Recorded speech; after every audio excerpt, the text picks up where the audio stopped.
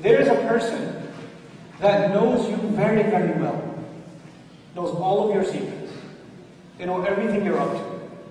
They know all of what you do on your computer and on your mobile phone, and where you spend your time in public and where you spend your time in private, what your weaknesses are, what your strengths are, what you do really well, where you lose your temper, where you can't hold your tongue. He knows everything about you. You know who that is? It's you. You yourself. But a lot of times, you and I, we lie to ourselves. You know how we present our best self to the outside world? When you fill out a resume, you exaggerate about yourself, right? You don't know anything about computers except, Google, and you say expert in internet research technologies, right? You exaggerate about yourself, and you get so used to presenting your best self to others, you start believing that's who you really are. You're no longer even capable of being honest to yourself. Many of us look in the mirror, and we don't even see reality when we look in the mirror. And Shaitan comes and says, yeah, you're not bad, you're awesome. وَزَيِّنَ لَهُمُ الشَّيْطَانُ أَعْمَالَهُم. Shaitan comes along and beautifies our deeds for us. You're doing amazing. You pray every Jum'ah? Wow. You're awesome. You should get an award. I don't know, they should have an award for you. He'll beautify your deeds to you. Shaitan is gone this month. You know what that means? You and I have an opportunity to look at the mirror and see who we really are. Who's really looking at you in the mirror? What am I doing? What are my weaknesses? What could I be doing better? What kind of Muslim am I? What am I not doing right? You know, when Ramadan comes along, everybody starts thinking about Taraweeh prayer. Everybody starts thinking about fasting and suhoor and iftar and all this stuff. I say use this month when Shaitan is gone, use this month to get your priorities straight. Get your priorities straight. Your first priority is to Allah. Your first priority is to your 5 regular prayers.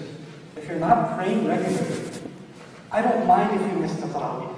If you're not even making your front prayers. That's a sunnah. And after that it's the ijma' of the Sahaba too. But if you're not praying Fajr on time, if you're not praying Dhuhr, if you're not praying Asr, if you're not praying Maghrib, if these prayers are not a part of your day, even in Ramadan, then you have no bigger problem than that first. Get your priorities first. That's your first priority. Don't lie to yourself. Don't kid yourself.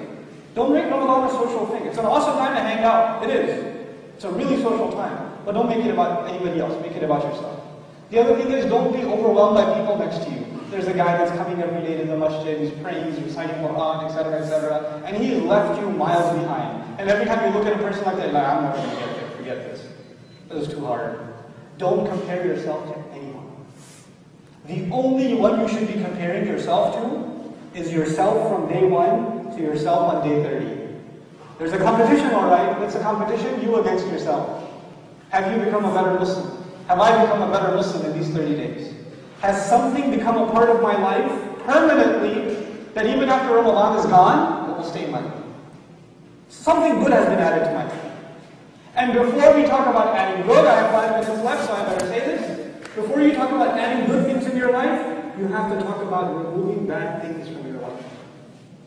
The way you spend a single day before Ramadan, when you had a single day, you had a certain routine. All of us do. There's a time you get up, a time you go to work, and you come back, and you maybe watch some TV, hang out, whatever you do. There's something in your routine. And in that routine, there's some time that you waste. Or some time that you do things that aren't very good. You know what they are, and you know what time that is. You have to surgically remove that wastage of time. You know how we say Ramadan is critical time, time is running out, we have to make the most of this time. We have to do all the good deeds, all the du'as, all the prayer, everything should be optimized, we should get the most of this time. That's what you are trained for the rest of your life. You get to make the most of your time in life. If you're ending up wasting time without Shaitan having to motivate you, Shaitan's not even coming and giving you a sermon to waste your life away, to sit behind a TV screen for hours and hours. He's not doing that right now. You're doing that that's all you. Congratulations. Right? If you're at that state, then wake up and make the most of this month. And I'm telling you, if you can learn to train yourself to do that, use your time wisely this month, you will see how much blessings Allah puts in your time, and you will not want to waste your time later anyway. You'll become a better in terms of using your time.